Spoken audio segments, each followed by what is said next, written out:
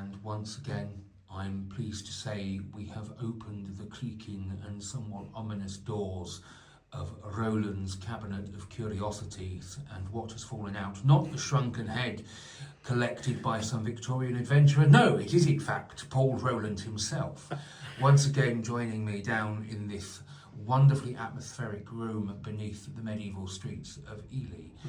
And we're going to throw a few names at Paul. Some people may be contemporary of his, some people may be people he's written songs about. Some of them are, shall we say, leading lights in the occult world for good and for bad.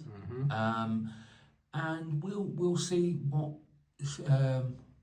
we'll get some interesting answers, I hope, from Paul. Right. So we're going to begin with a man who has now come up twice in conversation. You want to talk about angels, demons. Let's talk about the one who spoke to an angel, or so he said, in Egypt and received his book of the law. And I'm obviously referring to Aleister Crowley. Well, I used to dismiss him as an outright charlatan, but I have revised my opinion in the light of what a friend told me. However, I think the main point I have against him is that he, apart from being a great egotist, which is not what a true adept should have, because they should shed their ego if they want to ascend up the tree of life and cross the abyss. But the main thing I have against Crowley is that he was irresponsible towards his disciples. First of all, he abused particularly the female women, the female disciples. Even if you disregard some of the reports as, tabloid scandal mongering, we still know that he did not treat people well. He did not value friendships. He used people. Obviously, he took money from them with no intention of paying them back. That's a sort of negligible crime. He did much worse than that with people, and that is not what a spiritual advisor or guide would do by any means. And more worrying than that, or more destructive than that, was that he actually willfully diverted them into traps, particularly his books. As one occultist said to me, he put just enough chocolate in his chocolate cake to make it taste like chocolate. But for the unwary, they would be following his instructions and get themselves into great difficulties. Now, when you're dealing with magic of any kind, whether you put a K after it or not, you're dealing with people's minds, and the psychological balance and their mental well-being should be foremost. To mess with that, you're causing untold damage, which can last for a lifetime, maybe. Certainly drove a couple of his disciples into the madhouse, let's face it. So he was the antithesis of an adept as far as I'm concerned. Never mind how much knowledge he had. That is not the point. That was a sort of a little boy who never grew up, as they described it. That would be his goal, to know more than anybody else, to say, I can do these things and you can't. Yeah, that's fine for little boys and bullies, which is basically what he was. And so I don't really have any respect for it. I don't have much respect for him. Yes, he knew a lot.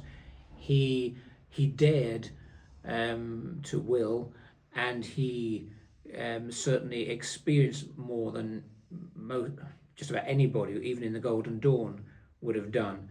So is that to be admired? I don't know. That was a self-indulgent trip he was on, basically, and that's fine. He could do what he liked, but the problem is he did harm other people, and he's left a legacy which can't be undone unless you really know that there are these traps.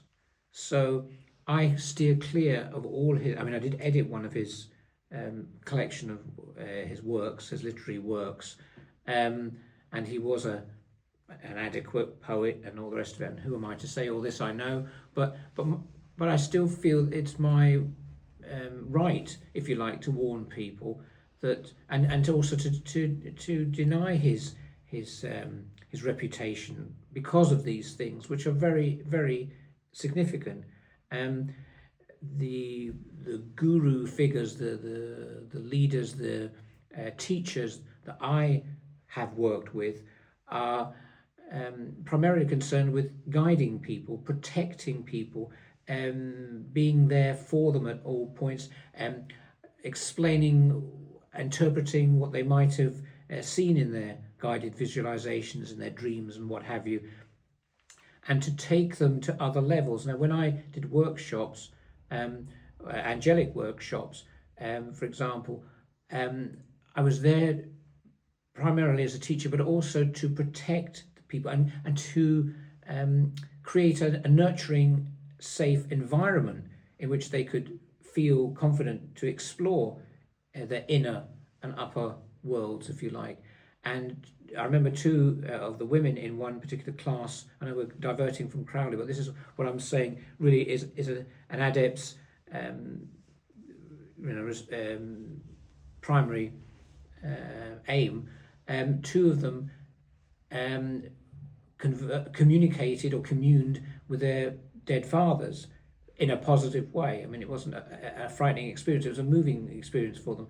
Now that is something that you would expect an adept like Crowley to have done, but he wasn't interested in helping other people, he was only interested in helping himself.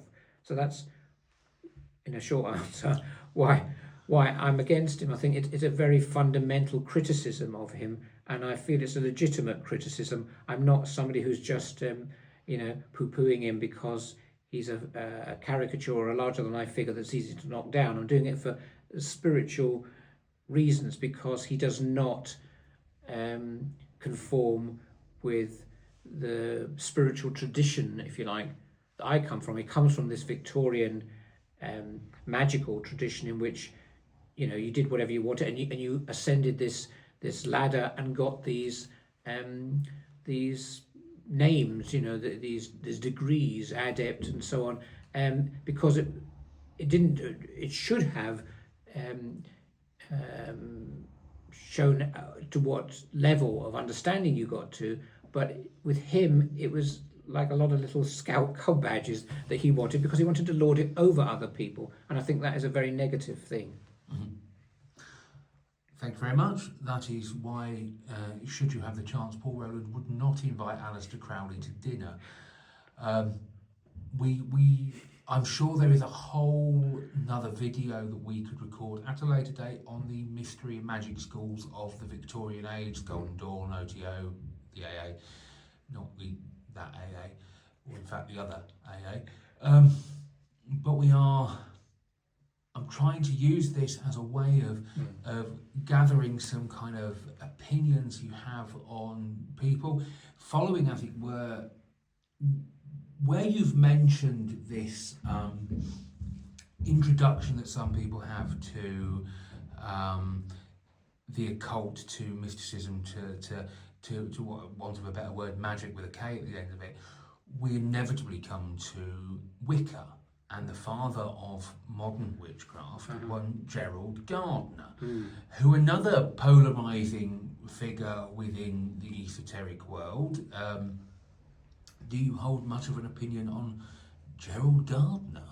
I have to say, I'm afraid no. I find him typical of the egotist who wants to be worshipped, particularly by women, to have people fawn at his feet and consider him an authority, which, as I, from my research, I found he wasn't. He appropriated other teachings and claimed them to be his own. Again, these are things that are fundamental against the principles of spiritual teaching and enlightenment, if you like. So, but he came from a very different culture and time. It was not the sort of new age self-help group that you have now, the Shakti Gawain and all these, Louisa L. Hay, where you're looking to help people to empower themselves. So he was still from that Victorian tradition, basically, where you cavorted sky-clad in the forest, communing with the Great Mother and whatnot, which is all very well. If you enjoy doing that and you get something from it, but you're not going to get any great insights into your true nature or the purpose of your life or your spiritual journey, if you like. We're in the psychic realm here, which is like the shallow end, if you like, not in the deep end where you're talking about mysticism, where you're talking about self-realization. You'd be far better off reading the Tibetan Book of the Dead or any of these books, or which would give you the feeling that you are in charge of your destiny, that you're not having to kowtow or appeal to some external deity which is capricious and may or may not grant you a wish. That is, I think, what we have with Gardner and the early Wiccans, not contemporary ones, of course. Whereas now you've got it's the empowering of women to make them realize the power that they have, the innate natural power that they can draw upon. This is a wonderful thing and should be encouraged, and it's opening up, awakening people to their true nature, as I say. But Gardner still, as I say, comes from and perpetuates that myth that we need to do these empty rituals in order to evoke something or trigger something. We don't need, neither do we need to go into any institutionalized place of religion, a mosque, a church, whatever, and practice their rituals, because they're the exoteric aspect of spirituality. They are the outer rituals that symbolize and represent inner truths. But unless you know what those are, you're simply practicing empty rituals. You're turning around 3 times at the what do you call it, the ark, or what the shrine, or what have you. That doesn't do anything. You may as well sit in silence yourself, go inside yourself, and you're more likely to commune with your higher self, if you want to call it that, or your inner teacher, and you'll get much more from that than if you go to church every Sunday and sit there for 3 hours and think that you are being religious, but you're acknowledging the hold that an institution has over you. And this was maybe valid centuries ago, but not these days, when people have all this literature and information to help them find their own self, without all these crutches, without this paraphernalia. I mean, we don't need ceremonial or ritual magic anymore either, because, well, yes, it can attune you and focus you, but you can do this in your head. You can envisage the temple, you can envisage the colours, you can envisage what's on the altar, and you can access the various pathways on the tree of life and the spheres, without having to actually perform physically a ritual. Perhaps you need to be at a certain level to do that, I'll admit it, but without being arrogant, but really, for the purposes of those who cannot see the reverse of the camera, Paul Roland is talking to somebody who is still quite a firm believer in the physical ritual magic, and the use of tools and implements as an amplifier and honing technique. However, his points are entirely valid, but if you are wondering why he's starting to look slightly sheepish, it's because I'm sat behind the camera grimacing and making my opinion quite known. Well, ritual magic has its place, and if you enjoy it, if you get something from it, if you get a charge from it, by all means. And it appealed to me too, at a younger age. But then I wrote a book, Inner Temple Workings, which I haven't published yet, which is a Kabbalistic guide, and takes you from the most basic visualizations to working along the paths and visiting the spheres in a ceremonial, magical environment, but in your mind, and the effect would be the same. Yes, it can be more effective for people to perform the physical act because it enforces what they're doing.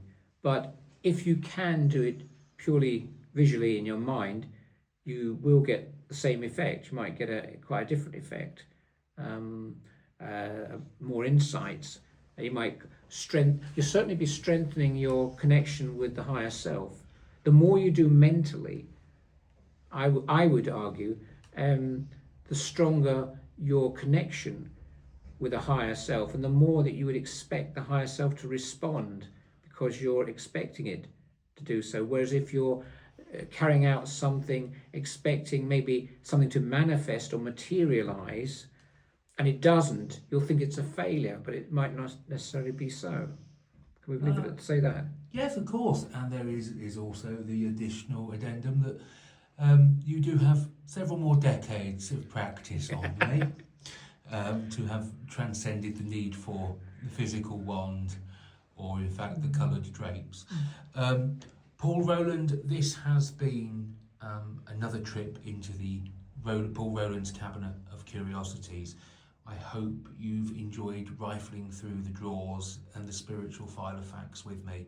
I have. And I'm quite sure we'll be doing this again. Oh, I'd love to. Thank you, Matthew.